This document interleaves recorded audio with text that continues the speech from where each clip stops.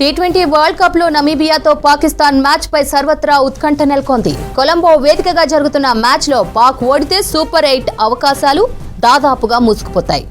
Group ఏలో USA, Pakistan రెండో స్థానం కోసం పోటీ పడుతున్నాయి.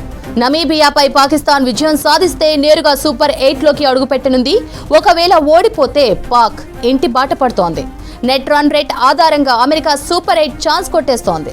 దీంతో ఈ మ్యాచ్ పై సర్వత్రా ఆసక్తి నెలకొంది. ఇప్పటికే ఆస్ట్రేలియా టీ20 వరల్డ్ కప్ నుంచి నిష్క్రమించింది.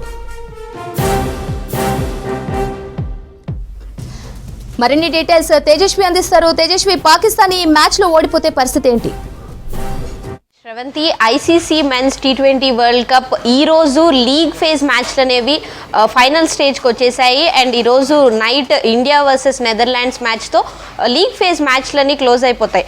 అండ్ నెక్స్ట్ నుంచి గ్రూప్ సూపర్ 8 మ్యాచెస్ అనేవి స్టార్ట్ అవుతాయి. ఆల్రెడీ 7 టీమ్స్ ఏవైతే group A, group B, group C, group D 4 groups నుంచి 7 టీమ్స్ అనేవి సూపర్ 8కి వెళ్ళడం జరిగింది. గ్రూప్ ఏలో ఇండియా సూపర్ 8కి చేరుకుంది. కానీ సెకండ్ ప్లేస్లో ఎవరు వస్తారు అనే ఎగ్జైట్మెంట్ మాత్రం ఇవాళ నైట్ వరకు ఉండనుంది.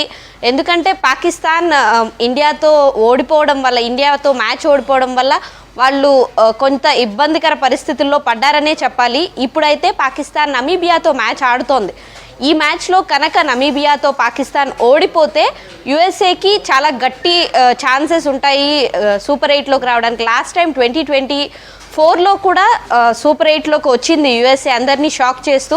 ఈసారి కూడా మరి అలాంటి షాక్ ఏమన్నా ఇవ్వబోతుందా అనే ఎగ్జైట్మెంట్ ఉంది. ఎందుకంటే నెట్ రన్ రేట్ అనేది చాలా క్రూషియల్గా ఉండబోతోంది. పాకిస్తాన్ ఇండియాతో 61 రన్స్ తేడాతో ఓడిపోయింది కాబట్టి వాళ్ళ నెట్ రన్ రేట్ అనేది మైనస్లోకి వెళ్ళింది. కానీ యుఎస్ఏ కూడా ఇప్పుడు 2 మ్యాచెస్ ఓడిపోయి, వాళ్ళ 4 మ్యాచెస్ కంప్లీట్ అయిపోయాయి.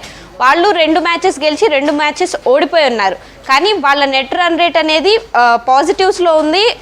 పాకిస్తాన్ కంటే చాలా బెటర్గా ఉంది. ఈరోజు కనుక మ్యాచ్ ఓడిపోతే ఒకవేళ పాకిస్తాన్, వాళ్ళ నెట్ రన్ రేట్ తక్కువగా ఉండడం వల్ల వాళ్ళకి సూపర్ 8కి వెళ్ళడానికి అయితే ఛాన్సెస్ క్లియర్గా ఉండకుండా ఉండే ఛాన్స్ ఉంది.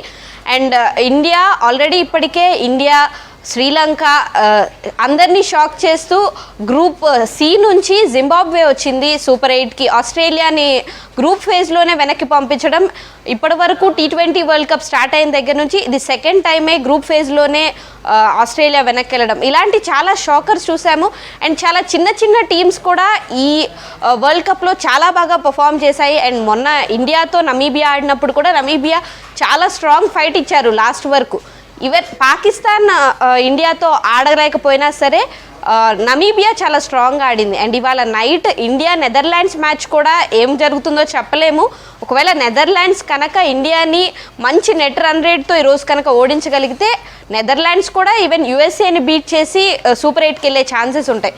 సో ఈ మ్యాచ్ పాకిస్తాన్ గెలిస్తే వాళ్ళు చాలా కంఫర్టబుల్గా సూపర్ 8లోకి అడుగు పెట్టేస్తారు. ఒకవేళ మ్యాచ్ కనుక ఓడిపోతే నైట్ నెదర్లాండ్స్ మ్యాచ్ అయ్యి వాళ్ళ నెట్ రన్ రేట్ని బేస్ చేసుకొని అప్పుడు వాళ్ళు సూపర్ 8లోకి అడుగు పెట్టే ఛాన్స్ ఉంది. ఏదేమైనా పాకిస్తాన్ ఇండియాతో ఏదైతే మ్యాచ్ ఆడిందో అదే వాళ్ళ ఫేట్ని డిసైడ్ చేసిందనే చెప్పాలి.